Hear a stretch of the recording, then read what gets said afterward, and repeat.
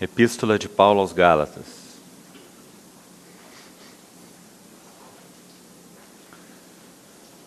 Vamos ler os 5 primeiros versículos do capítulo 1. Paulo, apóstolo não da parte dos homens, nem por intermédio de homem algum, mas por Jesus Cristo e por Deus Pai, que o ressuscitou dentre os mortos, e todos os irmãos, meus companheiros, às igrejas da Galácia. Graça a vós outros e paz da parte de Deus nosso Pai e do nosso Senhor Jesus Cristo, o qual se entregou a si mesmo pelos nossos pecados, para nos desarraigar deste mundo perverso, segundo a vontade de nosso Deus e Pai, a quem seja a glória pelos séculos dos séculos. Amém. Vamos ter mais um tempo de oração. Senhor, somos agradecidos ao Senhor por essa manhã de comunhão, por essa manhã aos teus pés, por essa manhã com tua palavra aberta, e também suplicamos a Ti que nos conceda o espírito de sabedoria e de revelação, para que por meio do teu espírito, tua palavra possa ser aberta, revelada, explicada aos nossos corações. Glorifica teu nome e provê entre nós um ambiente necessário para isto. Guarda nossa mente, coração, espírito focados em Ti. Te pedimos confiadamente, em nome do Senhor Jesus. Amém. Graças a Deus por mais esse tempo aqui em Rondônia. 4ª vez que temos estado juntos. E outros irmãos também dessa região norte. Somos gratos ao Senhor por podermos gastar esse tempo de comunhão na sua bendita palavra. Dessa vez, irmãos, eu gostaria de colocar algumas verdades fundamentais, básicas, para o nosso bom entendimento da vida e do serviço cristão. Não sei até onde os irmãos conhecem essa epístola aos Gálatas, mas sem dúvida ela é uma epístola de fundamento. Quando Paulo escreveu essa epístola aos Gálatas, a grande preocupação de Paulo era fundamentos, era alicerces. Logo no início, no capítulo 1, ele diz que aqueles que estavam recebendo, ou que já tinham recebido o Evangelho, estavam agora recebendo outros que estavam deturpando o Evangelho, pregando até mesmo o que ele chama de um outro evangelho. E essa era uma grande preocupação para Paulo, porque só há um evangelho, não há um outro evangelho, não há um outro tipo de evangelho. O evangelho não tem 2 conteúdos, só há um evangelho. Nesse aspecto, nós realmente precisamos ser integrais na nossa compreensão da revelação de Deus pelo evangelho. Nós não podemos adaptar o evangelho ao nosso gosto, adaptar o Evangelho à nossa cultura, adaptar o Evangelho às nossas preferências pessoais. O Evangelho é incapaz de se adaptar a qualquer coisa. O Evangelho tem uma característica radical. Nosso Senhor Jesus disse assim: quem não é por mim, é contra mim. Ele disse também: quem comigo não ajunta, espalha. O que o Senhor quis dizer com essas palavras? Sem dúvida, ele está falando da radicalidade do Evangelho. Por isso, irmãos, louvado seja o Senhor. Nós que cremos no Senhor Jesus, nós somos um povo que teve colocado o machado na raiz da árvore. Nós não podemos cochear entre 2 pensamentos. Nós não podemos servir a 2 senhores. Nós não podemos ter olhos aqui e olhos ali. Nosso Senhor tratou isso de uma maneira tão clara naquele trecho do Sermão do Monte, que certamente os irmãos conhecem, Mateus capítulo 6. Não acumuleis tesouros para vós outros sobre a terra, acumulai para vós outros tesouros no céu. Em todo o tempo o Senhor está fazendo esse raciocínio duplo ali em Mateus 6 e dizendo que isso é impossível. Não podeis servir a Deus e as riquezas, isso não é ser radical. Ou seremos servos de um, ou seremos servos de outro. Não dá para dizer que somos servos de Deus e amamos o dinheiro, por exemplo. Então, quando Paulo escreveu aos Gálatas, esse mesmo espírito está no apóstolo Paulo. usa essa palavra deliberadamente, radicalidade do Evangelho. Paulo viu que aquelas pessoas que haviam recebido o Evangelho de uma forma tão maravilhosa. Ele chega a descrever no capítulo 3, que quando ele pregou para os Gálatas, Cristo foi exposto aos olhos deles. Cristo foi exposto como crucificado. O que ele quis dizer é, quando nós entramos aí na Galácia e pregamos o Evangelho onde não havia nada, só havia trevas, pagãos, aqueles que não conheciam o Senhor, Paulo disse que eles viram a Cristo de uma maneira tão linda, tão clara, que eles ficaram, por Cristo, inicialmente, fascinados, foram ganhos. Mas agora eles estavam sendo fascinados ou enfeitiçados, a palavra que ele usa no capítulo 3, logo no primeiro versículo. Muito forte palavra. Enfeitiçado por aqueles que pregavam um outro evangelho. Agora, irmãos, essa epístola, como todas as outras, não apenas de Paulo, mas todas elas, sempre podem ser abordadas por mais de um ângulo. A riqueza da palavra de Deus é tão grande que raramente, se é que existe alguma epístola, não acredito assim, cada uma das epístolas, a partir de Romanos até o livro de Apocalipse, sempre podem ser abordados por mais de um ângulo. Sempre.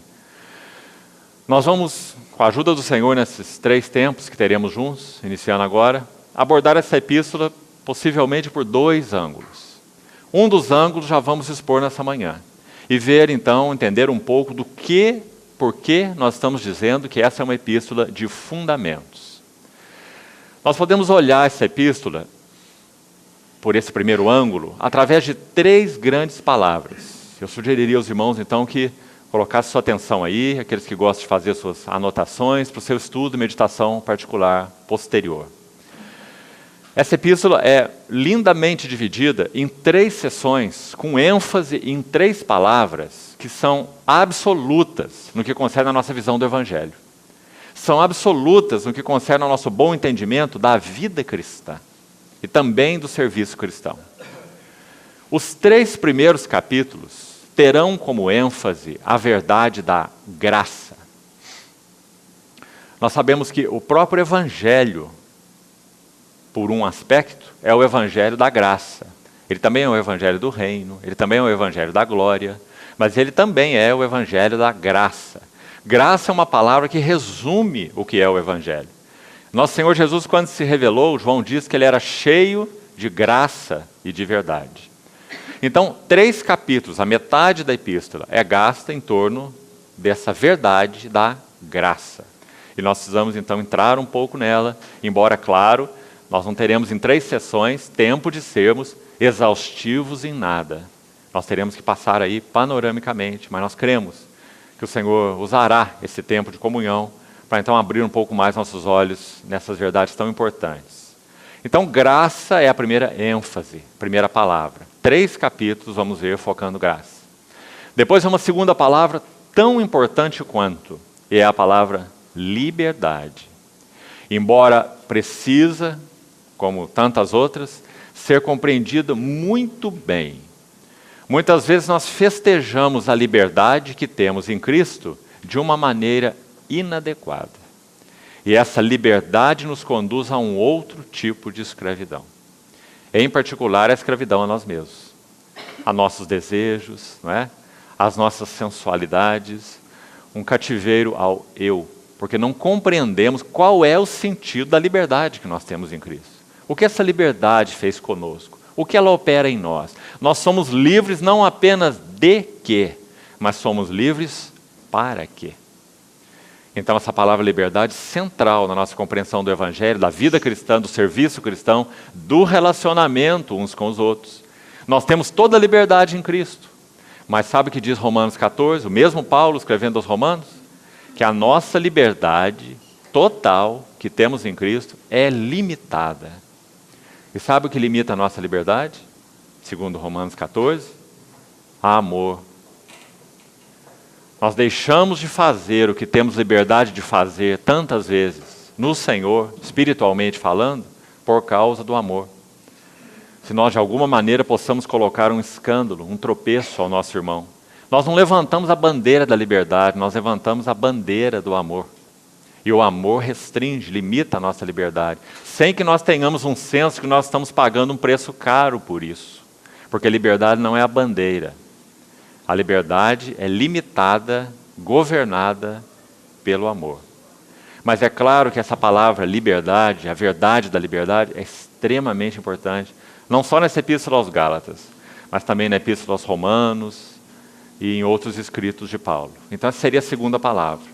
Logo no capítulo 4, Paulo já dá uma ênfase nessa questão da liberdade. E ele vai pelo capítulo 4 todo, entra pelo capítulo 5 e vai até o versículo 15. Do capítulo 4 até o versículo 5, o capítulo 5, verso 15, a ênfase é liberdade. Depois, um verso que foi nos lembrado ontem à noite, Gálatas 5,16, que diz: por isso eu vos digo, andai no Espírito, e jamais satisfareis a concupiscência da carne. Esse versículo, Gálatas 5,16, inicia a última sessão, parte final do livro. Capítulo 5, verso 16 até o final. E aí nós temos uma outra palavra maravilhosa. Se não a compreendermos, nós não compreendemos basicamente nada da vida cristã. E essa palavra é santidade. Então, irmãos, veja que livro essa epístola aos Gálatas. Paulo começa falando da graça, segue falando da liberdade e termina falando da santidade. São três palavras que expõem o Evangelho de uma maneira maravilhosa, precisa. Agora, alguns detalhes ainda sobre essa epístola. Paulo escreveu essa epístola como sendo uma das primeiras de toda a sua série de 13 epístolas. Por que isso é importante? Alguém já sugeriu uma divisão das epístolas de Paulo de uma maneira muito bonita. E você que gosta de estudar as Escrituras, quero então sugeri-la para você. Um homem de Deus chamado William Graham Scroggie, ele sugeriu dividir as 13 epístolas de Paulo da seguinte maneira, começando com a sequência das estações do ano. Então, as primeiras epístolas seriam as epístolas de primavera, começando o ano por essa estação, a primavera. O que Paulo escreveu nessa época são as primeiras epístolas de Paulo, escritas no ano 52, depois de Cristo, e no ano 53. São as epístolas aos Tessalonicenses. Primeira aos Tessalonicenses e segunda aos Tessalonicenses. Os primeiros escritos de Paulo. Por isso são chamados de epístolas da primavera. Ali tudo são flores. Paulo fala sobre a segunda vinda de Cristo. Epístola maravilhosa, 1 Tessalonicenses, 5 capítulos, cada um dos capítulos termina com uma referência à volta do Senhor. Então, se nós queremos conhecer algo sobre a volta do Senhor, 1 aos Tessalonicenses, 5 capítulos, 5 referências, e sempre nos últimos versículos de cada capítulo, todos falando da volta do Senhor. Depois, 2 aos Tessalonicenses, de novo o assunto da volta do Senhor. Por isso é a epístola da primavera. Todo o anseio daqueles irmãos era que o Senhor retornasse nos seus dias, que o Senhor preparasse a sua igreja. Paulo escreveu para os Coríntios assim: eu zelo por vós com zelo de Deus, porque eu vos tenho preparado para vos apresentar como virgem pura, para um só esposo que é Cristo. Né? Então esse era o espírito apostólico. Então Paulo escreveu essas 2 epístolas aos Tessalonicenses logo na primavera do seu ministério. Por isso são chamadas epístolas da primavera. Depois, a fase ou estação seguinte, no nosso ano, seria o verão, logo após a primavera. Quais são as epístolas de verão? São as epístolas mais quentes de Paulo, as mais calorosas. Quais são elas? 1 e 2 aos Coríntios, não são? Epístolas de repreensão, epístolas de correção, epístolas de advertência. 1 e 2 aos Coríntios são epístolas de correção. Romanos faz parte dessa série de verão, são 4 epístolas agora. 1 e 2 Coríntios, Romanos e Gálatas, a epístola que nós vamos estudar. São as epístolas de verão. Paulo começa aos Gálatas, já vimos aí, sem nem saudação. Não é estranho? Todas as epístolas de Paulo começam com uma saudação. Gálatas não tem saudação. Por quê? Porque Paulo está extremamente tenso quando escreve aos Gálatas, cheio de encargo, de temor, porque eles estavam se afastando do único evangelho. Como já usamos a palavra no capítulo 3, ele diz que eles estavam sendo enfeitiçados por pessoas que pregavam outro evangelho. Então ele entra nesse epístolo com todo esse calor, como nós falamos, exortando, usando essa espada que ele possuía como ninguém, a espada afiada do Espírito, e cortando um caminho reto entre os Gálatas, mostrando o que era e o que não era, mostrando o perigo de agregar com Cristo várias coisas. Cristo e mais circuncisão, Cristo e mais guarda de dias, de festa, de lua nova, de sábado e etc. Tudo que faz parte do judaísmo, que não tem nada a ver com o cristianismo. Será que a mensagem de Gálatas é urgente hoje? Extremamente. Amados irmãos, nós vivemos dias de cristianismo judaizado. Há pessoas aí tocando chofar para chamar irmãos para reunião. Uma mistura horrível, judaico-cristã, algo impossível, uma aberração. O cristianismo não tem nada a ver com o judaísmo. Nosso Senhor Jesus colocou um ponto final em tudo que se refere ao cerimonialismo judaico. Acabou. Mas isso está sendo tudo trazido de volta. Todas as coisas. Nesses nossos dias do fim. Mistura. Outro evangelho. Então, a Epístola aos Gálatas faz parte desse grupo de 4 epístolas que são as epístolas de verão, calorosas, onde Paulo faz correção acima de tudo. Depois, a próxima estação seria outono. De novo, 4 epístolas.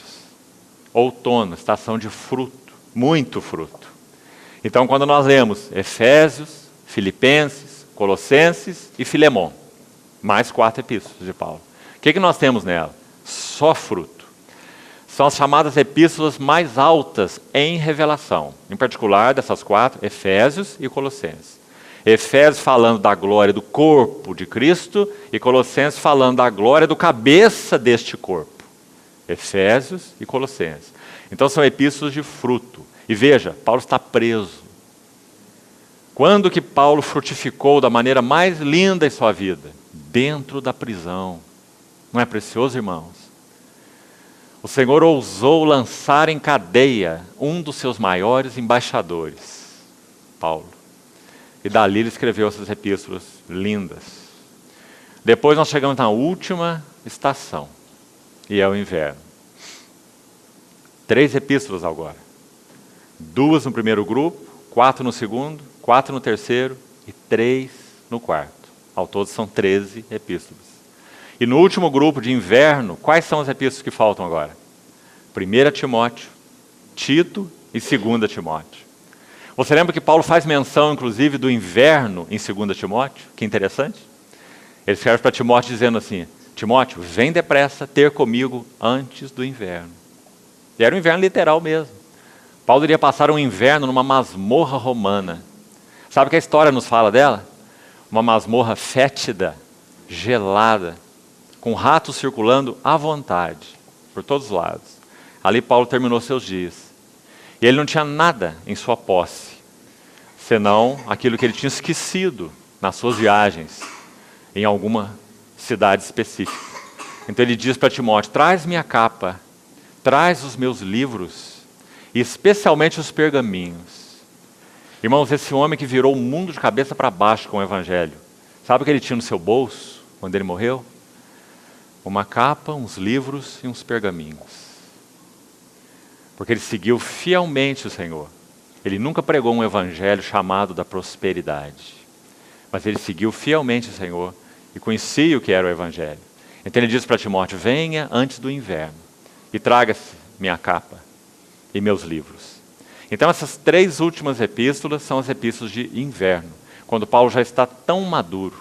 E agora ele é Paulo o velho, e escreve de uma maneira tão bonita para Timóteo, que é Timóteo o jovem.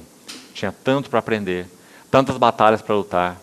Ele vai dizer para Timóteo, eu já completei minha carreira, eu já guardei a fé. Ele está dizendo agora, revista-se, Timóteo, dessa sã doutrina e combata como um bom soldado de Cristo Jesus. Nenhum soldado em serviço se envolve com negócios dessa vida. Seu objetivo é focado, é satisfazer aquele que o arregimentou. São palavras lindas, irmãos. 2 Timóteo, a última epístola de Paulo. Ele está dizendo de uma maneira tão maravilhosa que o coração dele foi totalmente conquistado pelo Senhor Jesus. Ele já tinha dito isso lá atrás em Filipenses. Eu prossigo para conquistar aquilo para o que também eu fui conquistado por Cristo Jesus. Irmãos, quando nós estudamos os escritos de Paulo, nós precisamos fazer essa primeira pergunta. A revelação do Evangelho, o Senhor Jesus, tem conquistado o nosso coração? Ou ele é para nós um motivo de reunião de domingo? O Senhor tem conquistado nossos corações? Nós temos vivido dele, temos vivido com ele, temos vivido para ele, temos habitado nele, temos conhecido o que significa isso, temos aprendido nas palavras de Gálatas que ele vive em nós. Não vivo eu, mas Cristo vive em mim. Sabe um dos erros que nós fazemos? Quando olhamos para os escritos de Paulo, em particular, nós importamos as palavras deles para nós. É ele que está dizendo assim, não vivo eu, mas Cristo vive em mim. Aí nós tiramos esse versículo da Bíblia e recitamos. Não vivo eu, mas Cristo vive em mim. Mas nossa vida prova o contrário. Nós teríamos que dizer, não vive Cristo, mas eu vivo em mim, e para mim, e de mim, e por mim. Não é? Então isso não é algo automático. Cristo viver em nós não é algo automático. Ser regenerado, nascer de novo por obra do Espírito Santo é algo automático. Quando nós cremos no Senhor Jesus, nós nascemos de novo. O Senhor vem morar em nós. Mas Cristo viver em nós não é algo automático. Ter a vida de Cristo é algo automático. Mas viver a vida de Cristo não é algo automático. Veja a diferença entre essas duas coisas. Se fosse, o Senhor não precisaria dizer assim, morem em mim, habitem em mim, e eu habitarei em vós. Vocês de vocês mesmos nada podem fazer, mas habitai em mim. Quem habita em mim dá muito fruto. Não é? Então não vamos nos enganar, irmãos. Não vamos nos enganar com esses assuntos. A vida cristã não é automática. A graça de Deus nos buscou um dia, e isso foi automático. Nós éramos trevas, Ele nos fez luz. Nós éramos perdidos, Ele nos achou. Nós não tínhamos pai, espiritualmente falando, não é? Nós éramos desfiliados. Mas o Espírito Santo veio morar em nós, nos levou a conhecer o Pai, a orar, Abba, Pai. O Espírito testifica com o nosso Espírito que somos filhos. Tudo isso é verdade. Mas isso não significa viver a vida de Cristo. Para viver a vida de Cristo, nós vamos ver como a Epístola de Gálatas nos ensina, precisamos mais do que a vida de Cristo em nós. Nós precisamos que Cristo seja formado em nós. Gálatas 4:19. Cristo formado em vós. Então, vamos abordar essa epístola por esse primeiro ângulo. Graça, liberdade e santidade. Agora, vamos ver juntos, nessa primeira sessão, quais são, abra aí de novo, por favor, o primeiro capítulo, quais são alguns dos lugares onde a palavra graça está mencionada, nesses 3 capítulos. E qual é o contexto e que relação que Paulo faz com a graça aqui. E vamos ver como é maravilhosa essa graça. Você sabe que tem um autor de hinos do passado que escreveu um hino com esse nome, não é? Maravilhosa graça. Porque ela assim é. Veja logo no início, no versículo 3, essa palavra que Paulo usa e que nós tantas vezes a usamos de forma mecânica, né? Graça. E ele usa graça e paz. Veja no versículo 3. Graça a vós outros e paz, da parte de Deus nosso Pai e do Senhor Jesus Cristo. Em que contexto graça é usada e explicada aqui, nessa primeira menção? Verso 4. Veja. O qual se entregou a si mesmo pelos nossos pecados. Graça a vós outros e paz da parte de Deus nosso Pai e do Senhor Jesus Cristo, o qual se entregou a si mesmo pelos nossos pecados. Primeira parte do versículo 4.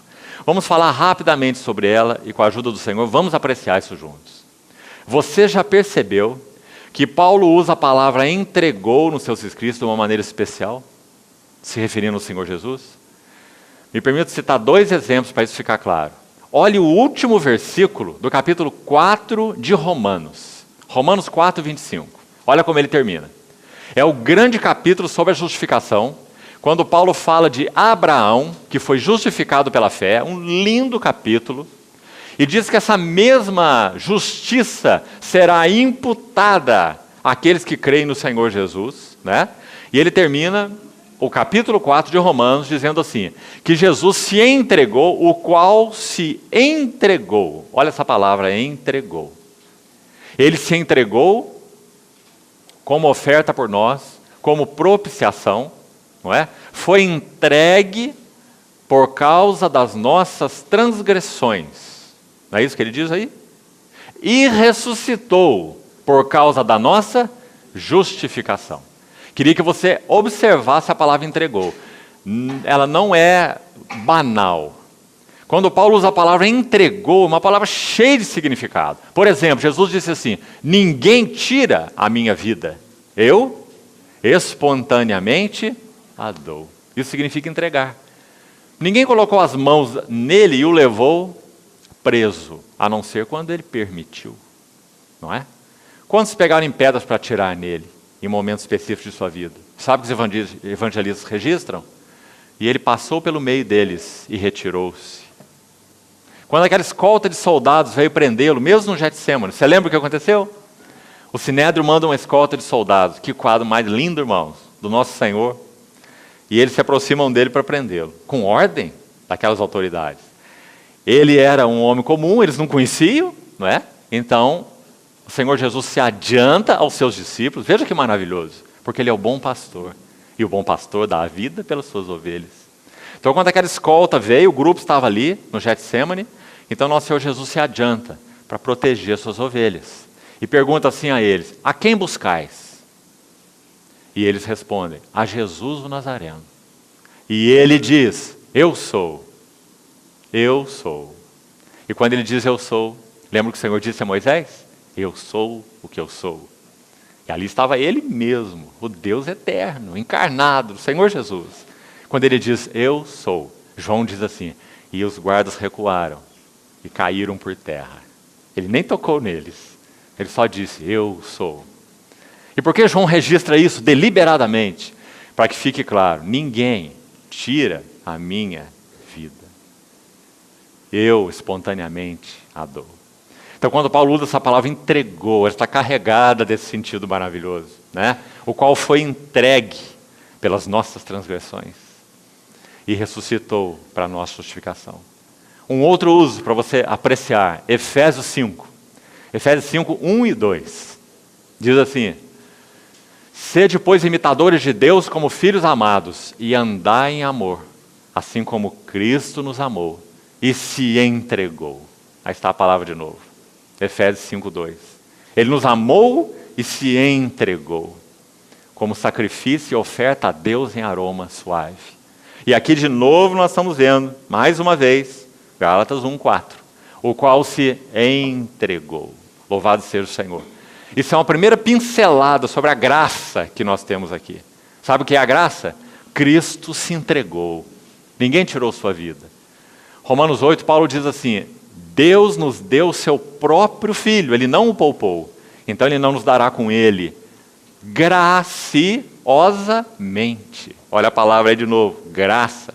Não nos dará com Ele, graciosamente, todas as coisas. Que coisas? As que nós queremos? Não. As que nós tivermos necessidade. Diferente. Né? Então, na primeira menção da palavra graça, esse sentido lindo já é aberto aí. Nosso Senhor se entregou. Ele nos amou. Ele se entregou. Ninguém tirou sua vida. Ele a deu espontaneamente. Ele nos tomou para Ele. Ele nos colocou nele. Ele se aliou conosco de uma maneira irrevogável. Quando Ele se entregou, Ele produziu uma salvação para nós que não nos deixa pendurados em um fio de barbante. Como que acordando no céu e depois dormindo no inferno. Compreende o que eu quero dizer, irmãos? Não estamos pendurados por fio nenhum. Nós fomos salvos pela graça, por aquele que se entregou por nós. Agora, sabe o que mais Paulo faz nesse versículo? Ele vai mostrar o que essa entrega significou, de uma maneira muito bonita. Vamos olhar aí. Ele se entregou pelos nossos pecados, vírgula. E agora vem a outra metade do verso. Preste atenção nela. Para nos desarraigar deste mundo perverso, segundo a vontade do nosso Deus e Pai. Sabe o que significa a vontade do nosso Deus e Pai? Significa que Ele faz o que Ele quer fazer. E não há nada que possa interpor no seu caminho. Sabe o que Paulo disse escrevendo para Timóteo, 2 Timóteo capítulo 1? Que o Senhor Jesus, que Deus, nos salvou conforme sua própria determinação e graça. Irmão, quando nós adoramos o Senhor, nós pensamos nele assim, que Ele foi e é um Salvador determinado, que o que Ele determinou ninguém o dissuadiria, nem de uma maneira frontal, nem de uma maneira sutil. Alguns tentaram dissuadi-lo de uma maneira frontal, exterminando com ele, como se fosse um homem qualquer, a hora que eles quisessem. E nunca puderam fazer isso. Ou se tentaram dissuadi-lo de uma maneira sutil. Por exemplo, Pedro, quando, como que coloca o braço ali no ombro do Senhor, lá no Monte da Transfiguração, você se lembra, não é? Antes de Jesus ser transfigurado. Chama Jesus para um canto e diz assim: mestre, tem compaixão de ti. Não vá à cruz, essas coisas não vão te suceder assim não. Tem compaixão de ti. E o Senhor olha para Pedro e diz assim: arreda-te de mim, Satanás. Ele viu que por trás de um amado discípulo havia uma mente estranha à cruz, uma mente estranha aos propósitos de Deus, não é? Porque Ele nos salvou conforme sua determinação. 7 vezes no Evangelho de Lucas, que lindo! A partir do capítulo 9, 7 vezes, você vai encontrar menção de Jesus indo a Jerusalém de forma determinada. Não é maravilhoso? 7. Plenitude. 7 vezes é mencionado Jesus indo determinadamente para Jerusalém. A primeira menção, logo no capítulo 9 de Lucas, diz assim: Ele manifestava no seu semblante uma intrépida, olha a palavra, intrépida, resoluta definição, convicção de ir para Jerusalém. E por quê? Porque Deus nos salvou conforme sua determinação e graça. Então Paulo vai dizer: Ele se entregou pelos nossos pecados para nos desarraigar desse mundo perverso, já vamos comentar isso, segundo a vontade do nosso Deus. Vontade do nosso Deus. Nós fomos salvos por causa da vontade do nosso Deus. Nossa salvação, a graça, sim, é um mistério para nós. Nosso Senhor, orando sobre isso, diz assim: graças te dou, ó Pai, porque ocultaste essas coisas de sábios e entendidos, segundo o mundo, mas revelaste a pequeninos. E nosso Senhor Jesus não dá explicação nenhuma, senão a vontade de Deus, de novo. Ele diz assim: sim, Pai. Aqueles que conhecem o Evangelho, que viram o Senhor Jesus, que obtiveram essa revelação, é porque assim foi do teu agrado. Lembra-se? Mateus 11. Né? Louvado seja o Senhor. Assim nós fomos salvos. Agora, salvos, aqui nesse versículo, do quê? No texto específico, fomos salvos de muitas coisas. Mas aqui nesse primeiro contexto, né, como estamos falando, da graça, fomos salvos do quê? Olha que frase maravilhosa. Desarraigar deste mundo perverso.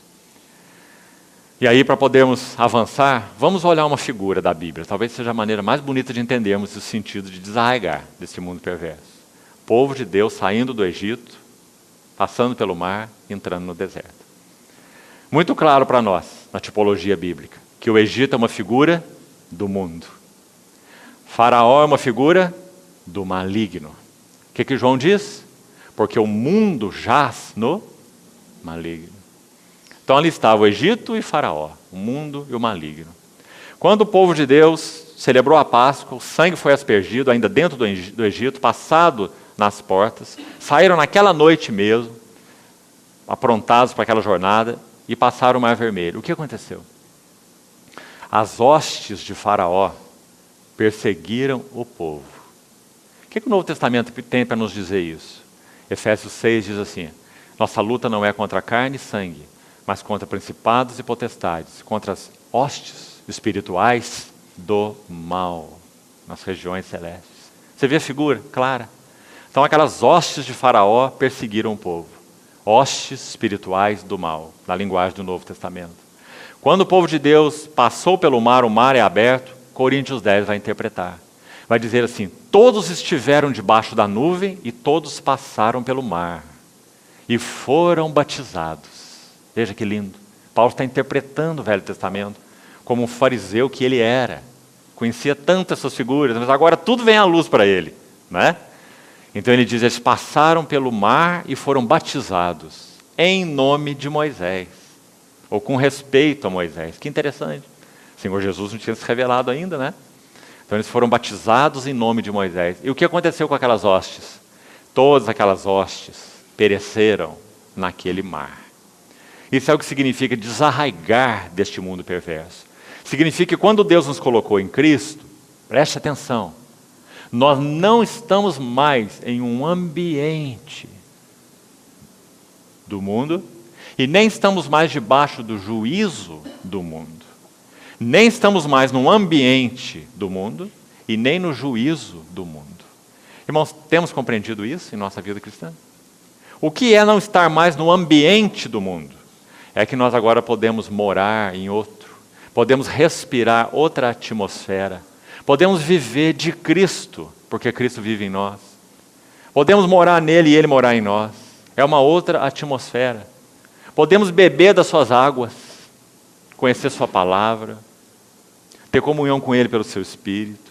Nós não tínhamos nada disso. Mas agora ele nos deu uma outra atmosfera. Qual era a atmosfera que nós vivíamos? Segundo esse texto que estamos estudando, versículo 4. Mundo. O que nós tínhamos no mundo?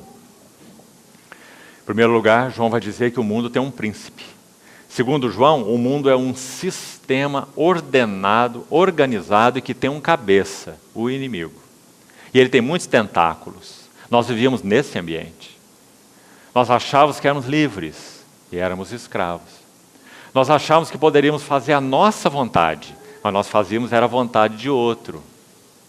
Nós éramos governados pelo Espírito que atua nos filhos da desobediência, né? E achando que éramos livres. Então nós estávamos nesse ambiente. Agora, há mais, a coisa pior que isso. Esse ambiente, segundo a Bíblia, é um ambiente que, quando o Senhor Jesus morreu, recebeu juízo. Então, todo o juízo de Deus em Cristo já caiu sobre esse ambiente. E quando o Senhor Jesus voltar, vai ser plenamente manifesto esse juízo. Sabe o que a Bíblia diz no livro de Apocalipse? Irmãos, nós precisamos, pelo Espírito Santo, sair do berço esplêndido do cristianismo e acordarmos. Sabe o que Apocalipse fala quando nosso Senhor Jesus voltar? O que vai acontecer? Que os ricos, os poderosos, aqueles que viveram para si mesmos, amando esse mundo, eles vão dizer aos rochedos: caí sobre nós. Eles vão dizer aos montes: desabem sobre nós e nos escondam da face daquele que se assenta no trono. Vocês vão já pensar nessa cena de horror, de terror? Você acha que isso é figurado no Apocalipse? Ah, irmão, acorde, porque não é. Quando nosso Senhor Jesus se revelar, aqueles que amaram o mundo vão pedir aos rochedos que o cubram da sua face gloriosa. Louvado seja o Senhor. Nós fomos desarraigados deste mundo perverso. Nós estamos num ambiente que já foi julgado pelo nosso Senhor. Nós já passamos da morte para a vida. Que o Senhor nos ajude a vivermos como aqueles que foram desarraigados. A própria figura do desarraigar é linda, não é? Paulo fala de desarraigar em Gálatas e Paulo fala de arraigar em Colossenses. Em Gálatas ele diz: fomos desarraigados, arrancados com as raízes deste mundo perverso. Você está lendo aí. Sabe o que ele fala em Colossenses 2? Colossenses 2, 6 e 7. Assim como recebestes a Cristo Jesus o Senhor, assim andai nele. Nós já recebemos, agora tem algo para nós fazermos. Andai nele. Nele, qual é a palavra agora? Arraigados. Nele arraigados, edificados e confirmados na fé, crescendo em ações de graça. Não é lindo? Desarraigados deste mundo perverso, arraigados em Cristo Jesus. Agora andem nele, é a palavra de Paulo, andem nele. Não andem aí dentro de vocês mesmos, não. Tendo aí como seu superior, como muitos dizem, né? Acima de mim só o meu chapéu. Você já viu pessoas falarem assim?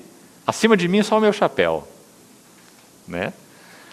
O texto de Colossenses está dizendo, andem nele radicados, edificados, confirmados e crescendo em ações de graça. Sabe qual vai ser o resultado disso? Segundo aos Tessalonicenses, capítulo 1, Paulo escreve assim, quando ele vier, ele vai ser glorificado nos seus santos. E ele vai ser admirado em todos os que creram. Naquele dia. Que maravilha, irmãos. Essa é a nossa esperança. Esse é o nosso chamamento. Então, assim Paulo fala sobre a graça logo no início dessa carta tão linda. Né? Desarraigados deste mundo perverso. Então lembre-se do pano de fundo lá do Velho Testamento. Saída do Egito, perseguidos pelas hostes de Faraó, as hostes mergulhadas no mar, o povo saindo do outro lado, nenhum perseguidor mais, ninguém por trás deles, não é? Mas agora aprendendo numa jornada longa, onde eles foram expostos e reprovados, inclusive, aprendendo a andar com Deus, pela nuvem, pela coluna de fogo, bebendo água da rocha, comendo maná do céu, não é? O Senhor fazendo um povo novo, mudando a dieta deles, maná era uma figura de Cristo. Veja o que é viver Cristo, não é? Não bastava a vida de Cristo, figurada pelo Cordeiro, o sangue que foi derramado no Egito. Era a base, era o princípio, mas não bastava.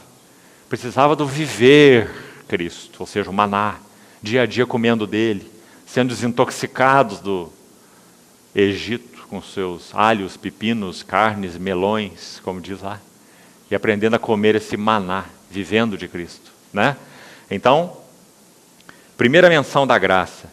Vamos ver a segunda, rapidamente. Logo à frente, olha o verso 6, Gálatas 1:6.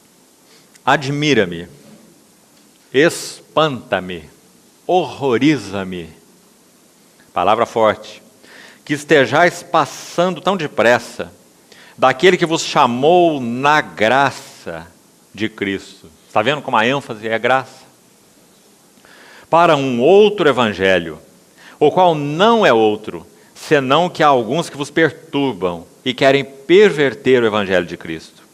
Mas ainda que nós, ou mesmo um anjo vindo do céu, vos pregue o evangelho que vá além do que vos temos pregado, seja anátema. Vamos parar aqui um pouquinho. Quando Pedro escreve sua epístola, Paulo falou aqui sobre anjos do céu vos preguem outro evangelho. Escute essa referência. Primeira epístola de Pedro, capítulo 1, versículo 10, até o versículo 12. Pedro vai falar sobre essa salvação que nós recebemos, mas que nos tempos do Velho Testamento não era conhecida, era só profetizada. Então ele vai dizer assim, foi a respeito dessa salvação que os profetas do Velho Testamento, é claro, indagaram e inquiriram acerca da graça dessa salvação a vós outros destinada.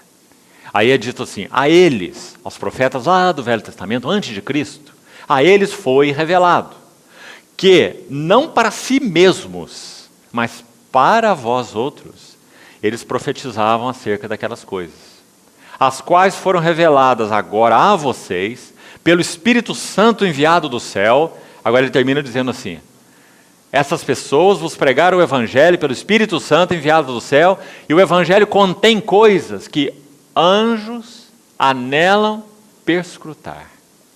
Muito lindo. Paulo está dizendo que esse Evangelho não foi confiado a anjo nenhum. Por isso ele fala isso aqui em Gálatas. Ele diz, olha, vocês estão acolhendo aí mensageiros, estão pervertendo o sentido da graça, o sentido do Evangelho, nem que fossem anjos. Compreende a linguagem dele? Vocês estão aceitando essas pessoas aí como se tivessem a mensagem do Evangelho, são enganadores, são falsos, estão pregando um outro Evangelho que não é o Evangelho. Ele diz, nem que fossem anjos. Se um anjo do céu pregar para vocês um outro Evangelho, além do que eu, Paulo, tenho anunciado, reprovem esse anjo. Que maravilhoso. Ele está dizendo que anjo não sabe nada de Evangelho. Evangelho não foi confiado a anjos, Evangelho foi confiado a homens. Efésios capítulo 3, ele fala assim, que o Espírito Santo revelou esse mistério aos santos apóstolos e profetas no Espírito. Não é maravilhoso? Você já pensou, irmão, sequer, que nenhum anjo compartilha da natureza divina? Pense sobre isso. Qual anjo tem a natureza divina? Nenhum. Nem os arcanjos. Nem o arcanjo Miguel. Ninguém possui, nenhum dos anjos, a natureza divina. A natureza divina foi dada a homens, aqueles que creem no Senhor Jesus. Nós é que fomos chamados para essa comunhão com Deus triuno. Anjo não. Anjo tem relação com Deus, me permita a expressão, do lado de fora. Compreende? Eles são criaturas de Deus. Eles veem a glória de Deus, adoram a Deus, mas não têm comunhão em espírito com Deus. Porque eles não têm a natureza de Deus neles. Deus só concedeu sua natureza aos seus redimidos. Se os anjos tivessem a natureza de Deus, eles seriam também participantes do corpo de Cristo. Mas não tem nenhum anjo no corpo de Cristo. Só tem homens redimidos, homens e mulheres. Porque só nós recebemos a natureza de Deus no Filho. Não é um privilégio maravilhoso? Então Paulo se coloca como esse porta-voz, não é? Autorizado do Evangelho. Ele vai dizer, não temos tempo para esses detalhes todos, ele vai dizer que ele recebeu um Evangelho de primeira mão. Como se estivesse dizendo, quem me revelou o Evangelho de Deus não foi anjo nenhum, não foi homem nenhum, foi o próprio Senhor Jesus.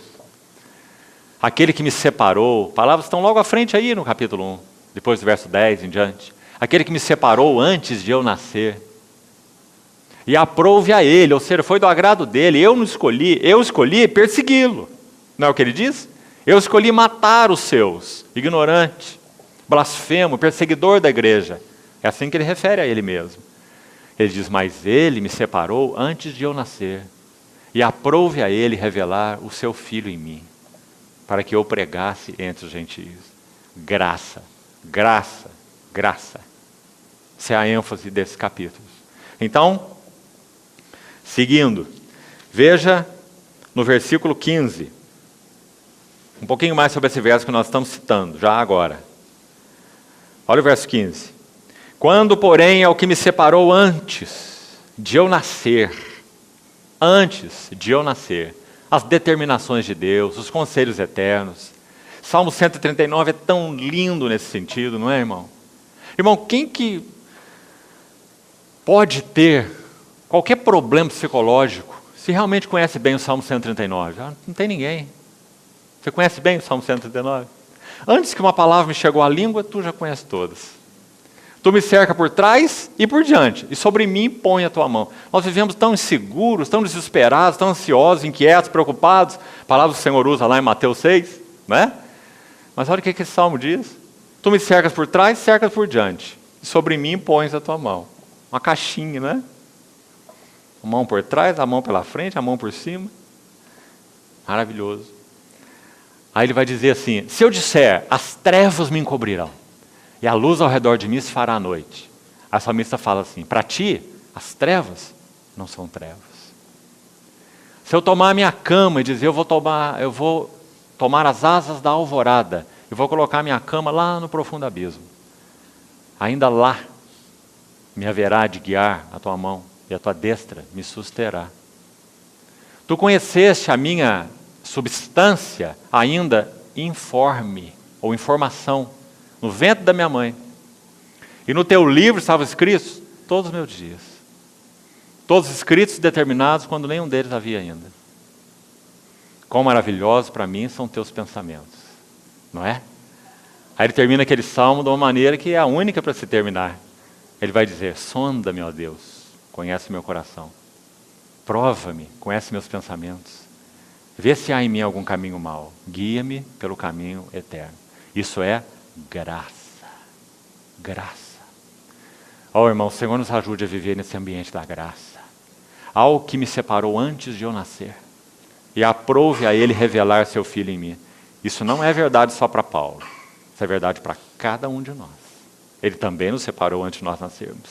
Também aprove a Ele revelar seu Filho em nós. Né?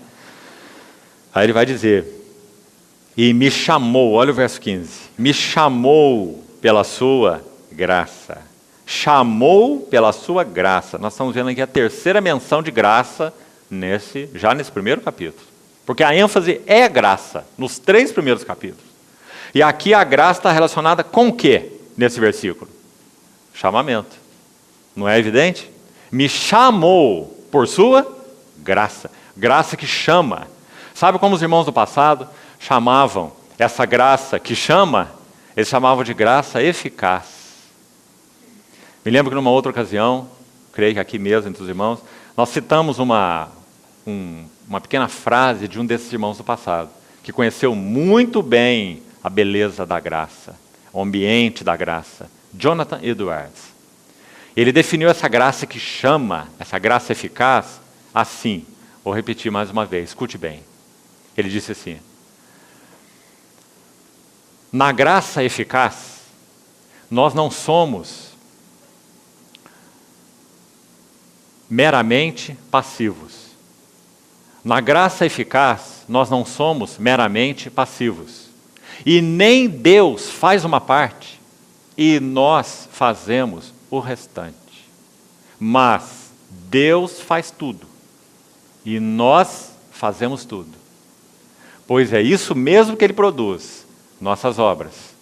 Deus é a única verdadeira fonte e o único verdadeiro autor. Mas nós somos verdadeiros agentes. Somos em diferentes aspectos, totalmente passivos e totalmente ativos. O que ele quer dizer com essa frase? Difícil, paradoxal. Ele quer dizer que quando Deus nos chama pela sua graça, Ele é a fonte e Ele é o autor.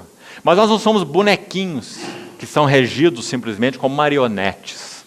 Mas Deus desperta algo em nós que antes não estava despertado. Deus desperta uma resposta em nós que antes não estava despertada. Qual a resposta? Uma resposta para a graça.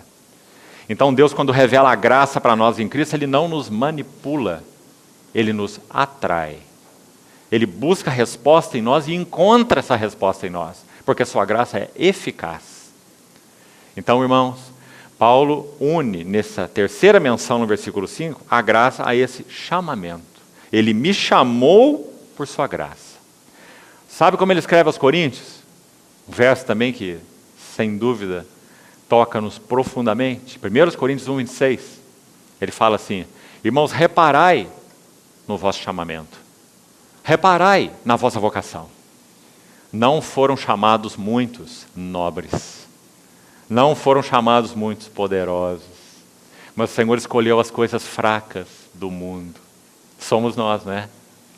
Deus escolheu as coisas fracas do mundo. Se nós fomos chamados, somos nós.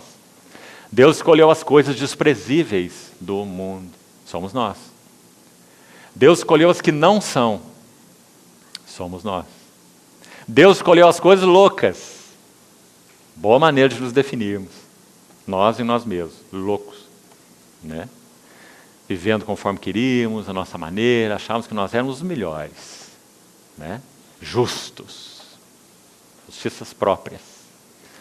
Ele escolheu essas coisas que não são, para reduzir a nada as que julgam ser, a fim de que ninguém se vanglorie na presença de Deus.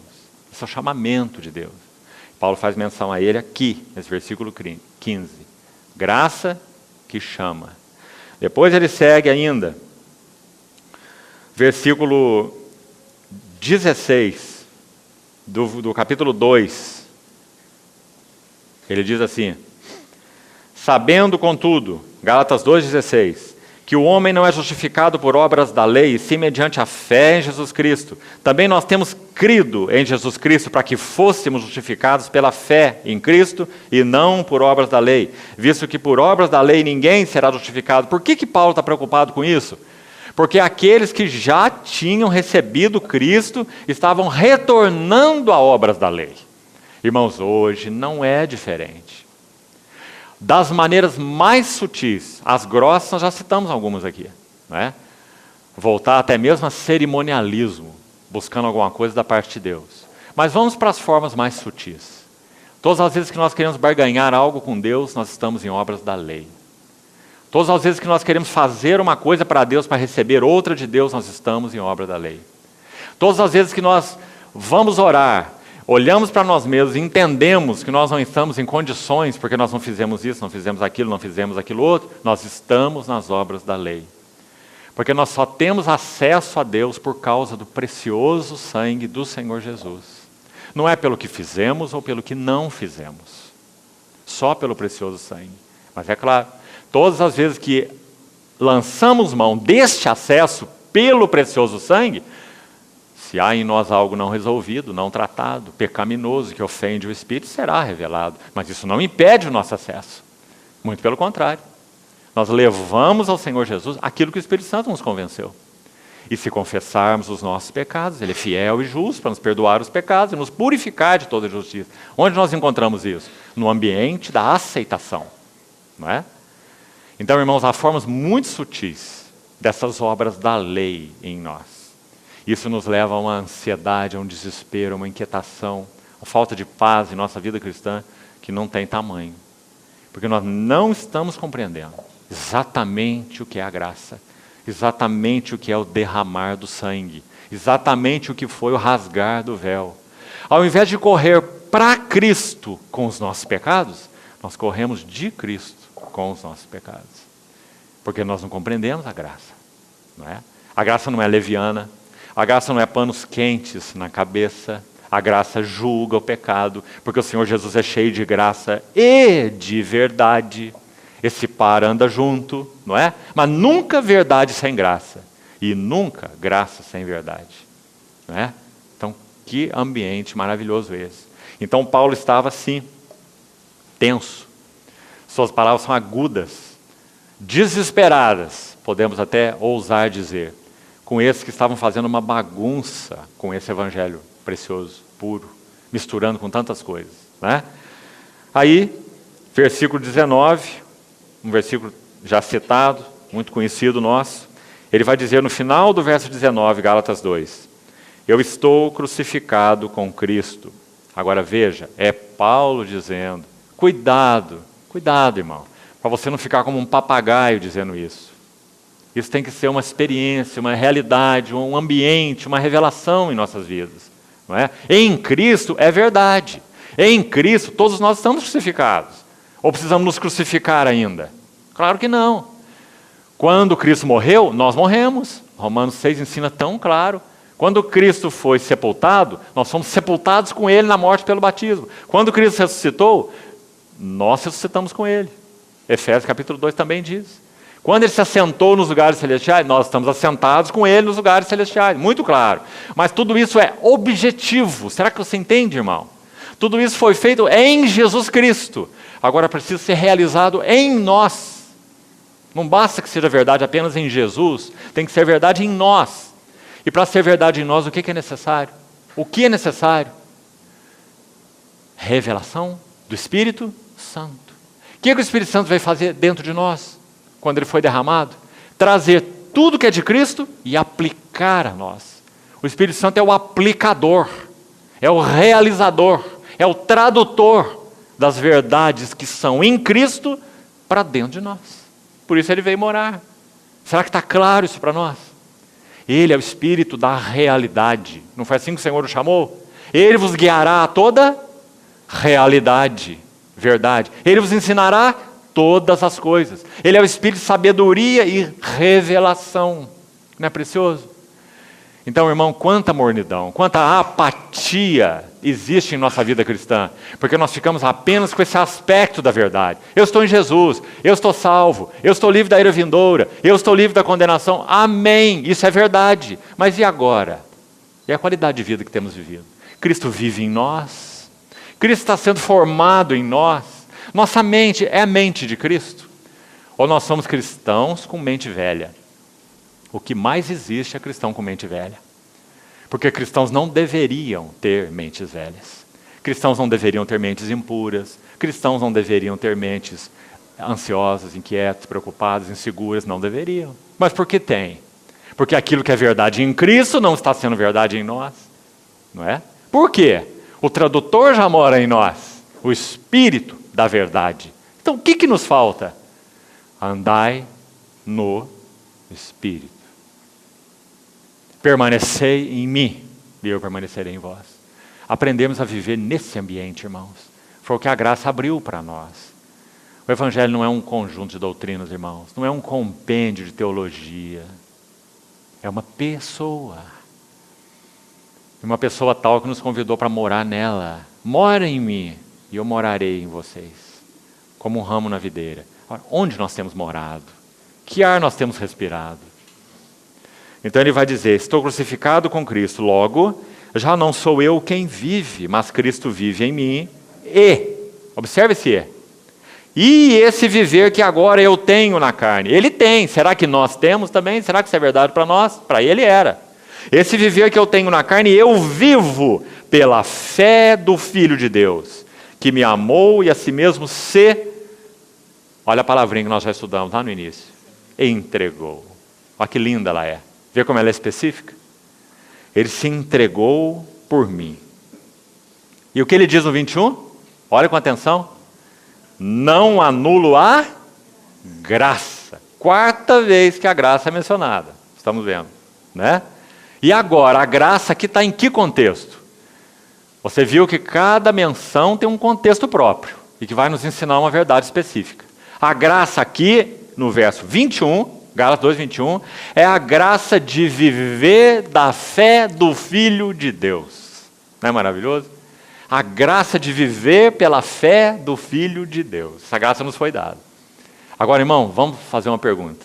Não tem nada de teórico aqui, tudo de muito prático. Qual foi a fé de Jesus? A fé de Jesus foi plena, não é? Absoluta. Ele viveu do Pai, pelo Pai, no Pai. Essa foi a fé de Jesus. Ou você acha que Jesus não teve fé? Alguns acham que Jesus não precisava de fé, não é? Ele foi um super-homem, o verbo encarnado, super-homem. Jesus não foi super-homem. Hebreus diz que ele foi em todas as coisas semelhante a nós, mas sem pecado. Fraco, sedento, cansado, não é? Exausto muitas vezes, com fome, não é? Então qual foi a fé do Filho de Deus? Foi a fé que o verbo encarnado, o homem Jesus, o Jesus de Nazaré, viveu de uma maneira plena, retilínea com o Pai. Quando ele morreu e nos incluiu nele, essa fé nos foi dada. E agora nós podemos viver pela fé do Filho de Deus, mas não é automático. Precisamos desenvolver agora essa vida da fé. Lembra que os discípulos oraram assim, Senhor, aumenta-nos a fé. O que é fé, estritamente falando? Fé é isto. União com Cristo. Esse verbo crer, na língua original, significa unir-se. Unir-se. Quando nós falamos, eu creio no Senhor Jesus, eu estou dizendo exatamente isso. Antes dele era ele, eu era eu. Agora eu creio no Senhor Jesus. Nossa vida está unida a ele. Não é? Fé é união. Então ele diz, vivo da fé do Filho de Deus, que me amou e se entregou por mim. Então, vamos ficar até aqui, por agora. Esses 3 primeiros capítulos, ainda há mais referências lindas, né? A verdade da graça, até o final do capítulo 3. Os 3 primeiros capítulos. Na sequência, hoje à noite, nós vamos entrar na segunda palavra. E talvez na terceira, para podermos ainda na última sessão abordarmos o livro de outro ângulo que não esse, graça, liberdade e santidade, se tivermos tempo para isso. Então, vamos pedir ao Senhor, irmãos, que nos ajude a ver com mais clareza o que significa isso que nós cantamos tanto, a maravilhosa graça. A graça que nos separou, a graça que nos chamou, a graça que nos deu a capacidade de viver da fé dele, a mesma fé que ele teve, não é? A graça que nos desarraigou, por um lado, deste mundo perverso, tanto do seu ambiente quanto do seu juízo, 2 coisas maravilhosas, né, que já falamos, e nos colocou agora em um outro terreno, arraigados nele, então andai nele, arraigados, edificados e confirmados. Essa é a graça que nos foi dada. Paulo, para terminar, Escrevendo aos Coríntios, no capítulo 15, ele diz algo interessante sobre a graça. Ele fala assim: sou o que sou pela graça de Deus. Pela graça de Deus eu sou o que eu sou. Agora escute, abra bem seu ouvido aí. E esta graça que me foi dada, não se tornou vã. Antes eu trabalhei mais do que todos os apóstolos. Aí você pode pensar, Paulo está se orgulhando do seu trabalho apostólico. Aí ele vai completar o versículo dizendo assim: porém, não eu, mas a graça de Deus comigo. Não é um lindo versículo? Uma combinação maravilhosa, que mostra que a graça é plena, mas não é automática. Pela graça de Deus eu sou o que eu sou. Mas essa graça que me foi dada não se tornou vã. Guarde essa palavra, irmão. Tem que ser escrita com letras do Espírito no nosso coração. A graça de Deus pode se tornar vã no nosso coração. O que é algo vão? Sem valor, sem sentido, sem substância. Não é? Pela graça do Senhor vimos Cristo. Pela graça do Senhor recebemos o Espírito Santo. Mas essa graça é vã em nosso coração. Nós não vivemos no ambiente da graça. Nós não somos pessoas graciosas. Somos pessoas legalistas. Nós não respiramos graça, nós respiramos obras, lei. Nós não vivemos num ambiente onde o sangue de Cristo nos purifica de todo pecado, que é o ambiente da graça. Nós vivemos num ambiente de troca com Deus, não é? Graça não é um ambiente automático.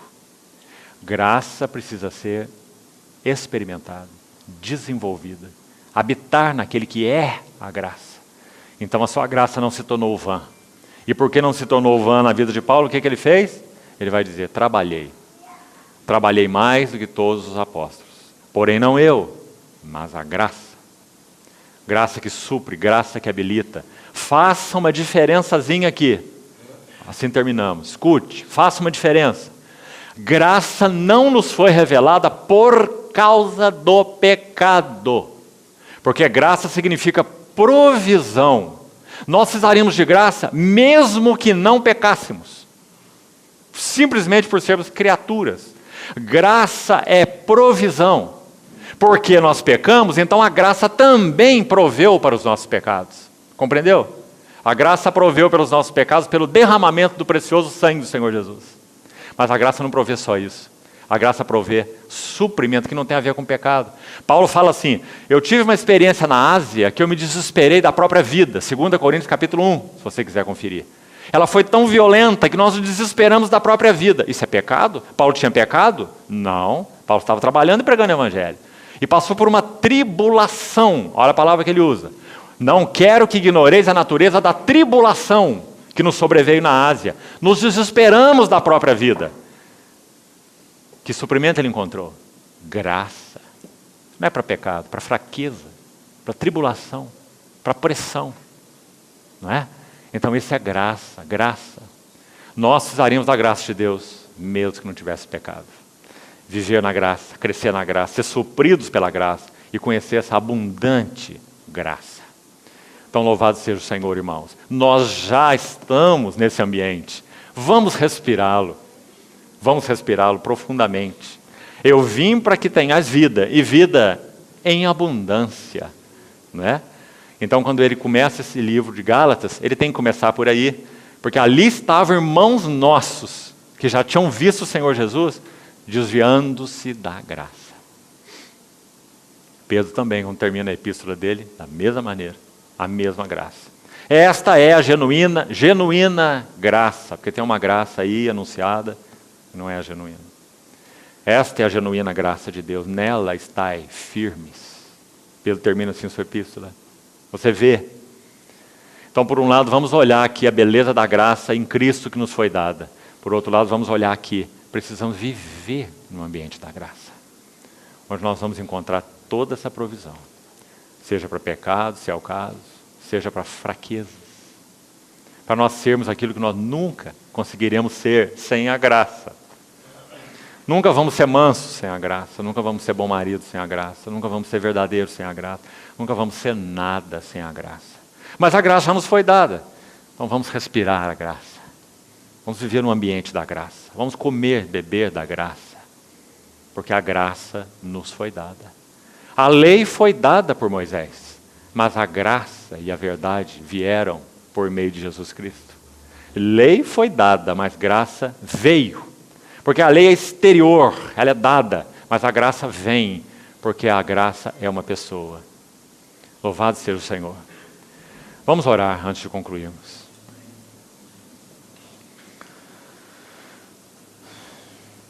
Querido Pai Celestial, te agradecemos muito, ainda sabendo que nossas palavras são tão insuficientes, para te agradecer por tua graça, a graça que nos foi dada em Cristo Jesus.